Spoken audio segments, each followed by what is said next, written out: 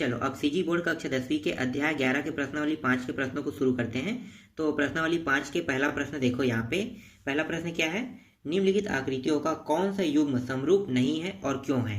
ठीक है, तो यहाँ से 1 नंबर के प्रश्न ऐसे जो अभी मैं बता रहा हूँ, इसमें 1 नंबर के प्रश्न अक्सर पूछे जाते हैं, इसलिए ये टॉपिक जो है इम्पॉर्टेंट है। और ये जो प्रश्नावली है मैं इसको इसलिए बता रहा हूँ क्योंकि आपको मैंने आईएमपी पहले ही बता दिया है कि इसमें क्या क्या पढ़ना है। ठीक है, तो मैं इस प्रश्नावली जो अब बता रहा हूँ, इस प्रश्नावली में वो जो प्रश्न जो आईएमपी है वो यहाँ पे है, तो कैसे बनेगा आप लोग देख लेना। ठीक है, तो चलो पहले देख लेते हैं कि यहाँ पे पूछा क्या है। यहाँ पे पूछा है कि समरूप नहीं है और है तो क्यों है। ठीक है, तो ये बताना है। तो ध्यान दो, समरूप होने के लिए क्या होना चाहिए चित्र में समरूप होने के लिए दोनों जो आकृति है उसमें कोणों को बराबर होना चाहिए। तो ध्यान दो, यहाँ पे देखो 120 है, यहाँ भी 120 है, पर इसके बाद क्या है, इसके बाद यहाँ पे 60 दिया हुआ है।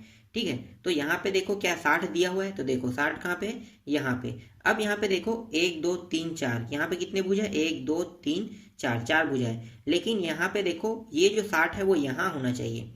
ठीक है, अगर 120 यहाँ पे है तो 60 यहाँ पे होना चाहिए और यहाँ पे 90 होना चाहिए। तो ये आकृति सेम है क्या, नहीं है, इसलिए ये क्या है, समरूप नहीं है। अक्सर यहाँ से कोई प्रश्न नहीं पूछे जाते, इसलिए सिर्फ इतना ही जानना जरूरी है कि समरूप है तो है क्यों और नहीं तो नहीं है। ठीक है, तो जब भी समरूप होने के कंडीशन क्या होंगे, समरूप होने के कंडीशन है कि कोण अगर उसके संगत कोण बराबर है तभी समरूप होंगे, अगर संगत कोण बराबर नहीं है तो समरूप नहीं होगा। बस इतना ही जानना इंपॉर्टेंट है आपके लिए, क्योंकि 1 नंबर के प्रश्न ऐसे पूछे जाते हैं।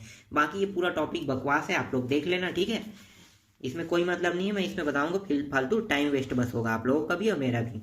इसलिए आप लोग सिर्फ उसको इतना ही जानो कि समरूप है तो है क्यों और समरूप नहीं है तो नहीं क्यों है, और समरूप होने की कंडीशन क्या है, बस इतना ही आपको जानना है उसमें। चलो आगे देखते हैं। अब यहाँ पे देखो दूसरा है, मेघा ने 2 समरूप पतंगे बनाई।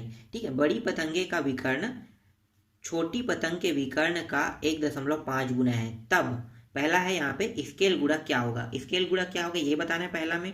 दूसरा क्या है, बड़ी पतंग के विकर्णों का माप ज्ञात कीजिए जबकि BD बराबर 40 सेंटीमीटर और AC बराबर 68 सेंटीमीटर दिया हुआ है। तो सबसे पहले हम देखेंगे स्केल गुणक।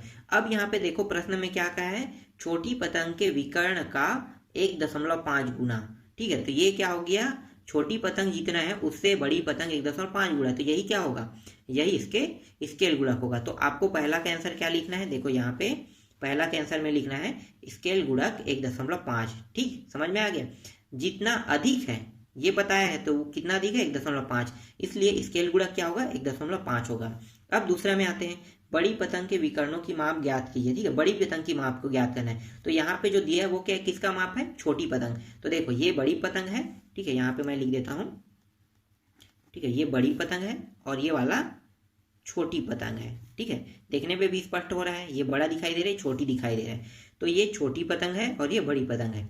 अब यहाँ पे हमें मान ज्ञात करना है बड़ी पतंग का। ठीक है, लेकिन ये जो मान है वो किसका है, बड़ी का ज्ञात करना, तो बड़ी का तो हो नहीं सकता, किसका होगा, छोटी पतंग का। तो छोटी पतंग में देखो B से D, यही है B से D कितना है, 40 सेंटीमीटर। यहाँ से यहाँ की दूरी 40 सेंटीमीटर। A से C यहाँ की दूरी कितनी होगी, 68 सेंटीमीटर। ठीक है, 68 सेंटीमीटर। तो आप यहाँ पे लिखोगे, ठीक है, छोटी पतंग के विकर्ण कितना है, BD बराबर 40 सेंटीमीटर। देखो छोटी पतंग कहाँ पे है, ये है। ठीक है, तो ये BD कितना है, 40 सेंटीमीटर। ठीक, आ गया। इसके बाद देखते हैं बड़ी पतंग का, देख लेते हैं। देखो यहाँ पे आते हैं। ठीक है, यहाँ पे देखो बड़ी पतंग का तथा विकर्ण क्या है, AC है।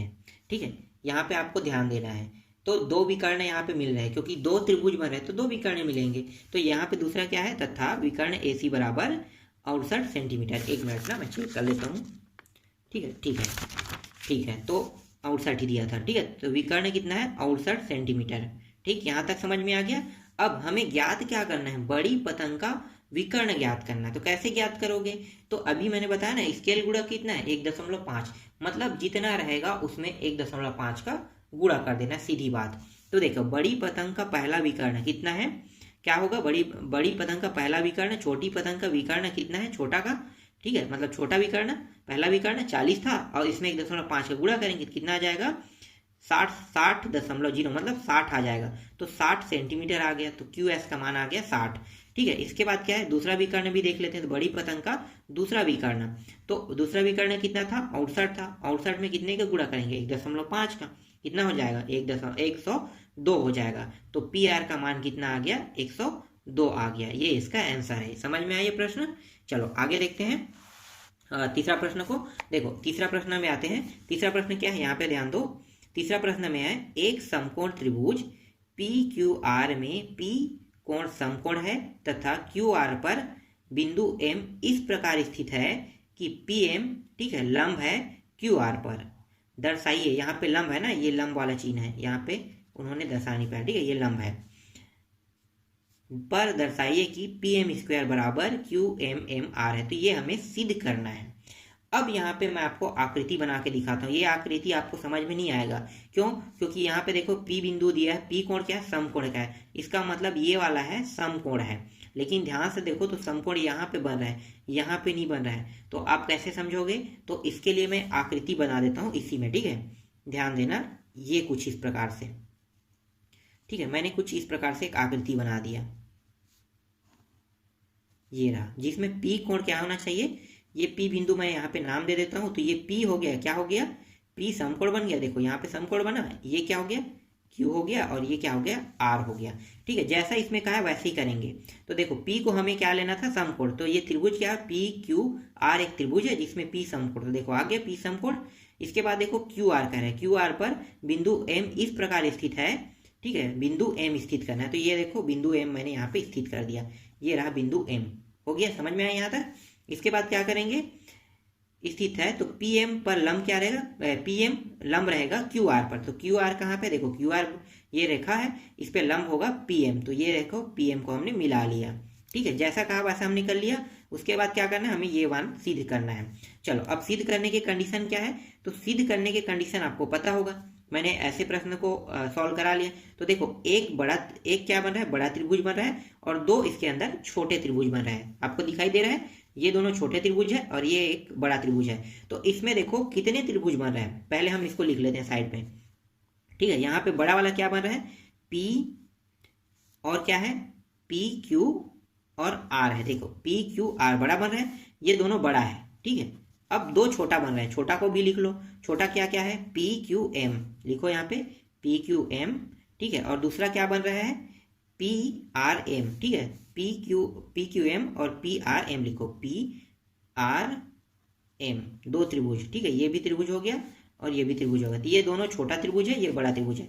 क्या करेंगे, पहले बड़े त्रिभुज को इसके साथ एक बार कंपेयर करेंगे बराबर, ठीक है, और दूसरे वाले को इसके बाद, ठीक है, दूसरे। तो बारी बारी से हम हल करेंगे। तो पहले मैं इन दोनों को ले लेता हूँ, बड़ा वाला और एक छोटे वाले को, ठीक है। इसके भुजा मतलब इसके जो कोण है इसको हमें देखना है, तो समरूप है कि नहीं। अगर समरूप होगा तब हम इसे सिद्ध कर पाएंगे। तो चलो हल करते हैं। तो सिद्ध क्या करना है, तो देख लेते हैं। सिद्ध करना है पी एम स्क्वायर बराबर क्यू एम गुणित एम आर, हमें ये सिद्ध करना है, ठीक है। अब चलो आगे देखते हैं, उत्पत्ति लिखते हैं। इसके बाद हमें पहला इसके और इन दोनों को देख रहे हैं, ठीक है, ये और ये वाले त्रिभुज को देख रहे हैं। तो त्रिभुज पी क्यू एम तथा त्रिभुज पी क्यू आर, ठीक है, दोनों देख रहे हैं, ये छोटा है एक बड़ा है। दोनों में से देखो 90 अंश का कोण कहाँ बना रहा है, तो ध्यान दो। ये बड़े वाले में, पहले छोटे वाले में देखते हैं, ठीक है। तो छोटे वाले में देखो ये रेखा, ठीक है, ये वाला रेखा और ये रेखा, तो यहाँ पे क्या कर रहा है, ये 90 अंश का कोण बना रहा है। तो 90 अंश का कोण बनाया तो आप इसको कैसे लिखोगे, इसको लिखोगे पी एम क्यू, तभी तो एम क्या है यहाँ पे कोण बनाया, तो ये 90 अंश का कोण बना रहा है, ठीक है, बराबर। इसके बराबर बड़ा वाला कहाँ पे बना रहा है, इसको देखो, तो क्यू पी आर, देखो क्यू पी आर, यहाँ पे पी जो है 90 अंश का बना रहा है, तो बराबर क्या हो गया 90 अंश, ठीक, समझ में आया यहाँ तक। इसके बाद इनमें से कोई एक भुजक और देख लेते हैं जो इसके बराबर सिद्ध करे, ठीक है। तो देखो यहाँ पे छोटे वाले में देखो P Q M, P Q M यहाँ तक लेना है क्योंकि छोटा त्रिभुज देखना है। तो पी क्यू एम देखो, ठीक है, तो ये हो गया पी क्यू एम। अब बड़े वाले को देखते हैं इसके बराबर में, तो देखो पी क्यू और आर तक के जाएगा, ठीक है।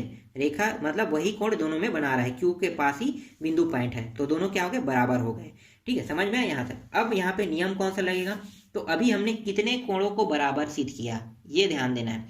तो दो कोणों को, ठीक है, दो कोणों को, तो क्या होगा, दो बार हम लिखेंगे कोण कोण समरूपता प्रमेय, ठीक है। क्या लिखोगे, कोण कोण, जैसे यहाँ पे लिखा है अभिगृहित, ठीक है, से संगत भुजाएं समानुपाती है, ये लिखने की जरूरत नहीं है। कोण कोण समरूपता प्रमेय आप लिख सकते हैं क्योंकि वही प्रमेय है, ठीक है।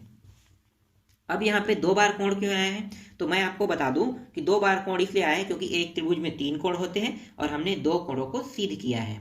इसलिए यहाँ पे सिर्फ 2 बार ही हम कोण कोण लिखेंगे। अगर हमने तीनों कोणों को सिद्ध करते बराबर तो हमें 3 बार कोण कोण कोण लिखते हैं। और कोण को हम ए से भी दर्शाते हैं, ए भी लिख सकते हैं या कोण कोण कोण भी लिख सकते हैं। तो यहाँ पे हमने 2 सिद्ध किया तो 2 बार हम लिखेंगे कोण कोण समरूपता प्रमेय। ठीक है, अब भुजा को देख लेते हैं। ठीक है, तो अभी जो हमने सिद्ध किया है उसमें से देख लेते हैं। तो देखो यहाँ पे PM, ठीक है, ये क्या है, यहाँ पे ध्यान दो, इनमें से ये छोटा वाला त्रिभुज में कर्ण कौन है पहले आपको ध्यान देना है। ठीक है, तो कर्ण ये है, क्योंकि सबसे बड़ी भुजा छोटे वाले त्रिभुज में ये है। इसके बाद देखो ये वाला जो है ये आधार है और ये लंब है। ठीक है, तो PM लंब है, तो यहाँ पे लिखो PM लंब। तो बड़े वाले में लंब कौन होगा, ये तो आधार है, ये कर्ण है, तो लंब क्या हो गया PR, RP PR। ठीक है, तो यहाँ पे लिखो PR, यहाँ पे देख लो। ठीक है, PR लिखना है। ठीक, समझ में आ गया यहाँ तक। अब क्या करेंगे, अब हम इसके अगले वाले भुजा को देखो QM, देखो तो देखो QM क्या है, आधार है, तो इसका आधार क्या होगा, इसका आधार है PQ होगा। तो देखो QM आधार अपान PQ, तो इसको दे दो पहला समीकरण। ठीक है, अब पहला वाला त्रिभुज का काम कंप्लीट हो गया छोटे वाले का। अब दूसरे वाले को देखते हैं, कौन सा बचा है, ये बड़ा त्रिभुज है और इसके बाद बचा क्या था, PRM। ठीक है, तो PRM बचा है, तो इसको देख लेते हैं। तो देखो यहाँ पे है, ठीक है, ये वही है, छोटा वाला ये है, PRM लिखो या PMR जैसा भी लिखना चाहो लिख सकते हो। ये छोटा त्रिभुज है तथा ये बड़ा त्रिभुज है। ठीक है, बड़ा और छोटा दोनों कंपेयर करते हैं, सेम कंपेयर करेंगे जैसे हमने उसके भुजा को किया था वैसे ही। पहले 90 अंश वाले को कंपेयर करेंगे। तो देखो 90 अंश वाला कौन है, इसमें चित्र को देखो, तो देखो चित्र में है PM, यहाँ पे होगा PMR, देखो तो PMR, तो देखो 90 अंश का कोण ये बना रहा है PMR, और इसका 90 अंश का कोण बना रहा है, तो देखो यहाँ पे QPR लिखो या फिर RPQ लिख सकते हो, दोनों में से। ठीक है, तो देखो यहाँ पे QPR लिखा है 90 अंश। ठीक, इसका हो गया। अब इसके एक और कोण देख लेते हैं, देखो यहाँ पे ध्यान देना। ठीक है, इसके बाद देखो यहाँ पे क्या है, यहाँ पे हम अगला देखते हैं, अगला है PRM। ठीक है, तो PRM देखो, तो ये PRM है और PR बड़े वाले में Q तक के जाएगा, तो दोनों को बराबर लिख लो। तो यहाँ पे आप लिखो, ठीक है, PRM बराबर है कोण PRQ के, तो दोनों त्रिभुज क्या हो गए, समरूप हो गया। तो देखो दोनों त्रिभुज समरूप हो गया। अब इसके भुजा को लिख लेते हैं। तो ये क्या है, ये जो है ये छोटे वाले का है, ये बड़े वाले का है, ये छोटे वाले का, ये बड़े वाले का है, ये है लंब है। ठीक है, ये लंब है, और ये इसका बड़े वाले का लंब है। ठीक है, और ये छोटे का आधार है और ये बड़े का आधार है। ठीक, समझ में आ गया, दोनों बराबर हो गए। अब समीकरण 1 और 2 को क्या कर दोगे, समीकरण 1 और 2 को गुणा कर दोगे। तो दोनों को गुणा करेंगे तो देखो PM अपान PR। ठीक है, लेफ्ट को लेफ्ट के साथ, राइट को राइट के साथ गुणा कर रहे हैं। देख लो PM गुणित PR, PM अपान PR और PM अपान PQ। ठीक है, बराबर है QM अपान PQ गुणित MR अपान PR। अब यहाँ पे देखो ये दोनों मान क्या पे नीचे में, तो ये दोनों ये सभी मान कट गया, बचा क्या ऊपर बस का। तो ये दोनों का गुणा होगा PM² और बचेगा क्या QM गुणित MR। तो ये रहा सिद्ध हुआ। ठीक, समझ में आया ये टॉपिक। ठीक है, बाकी जो प्रश्न बच गए हैं उसको हम लोग नेक्स्ट वीडियो में हल करेंगे।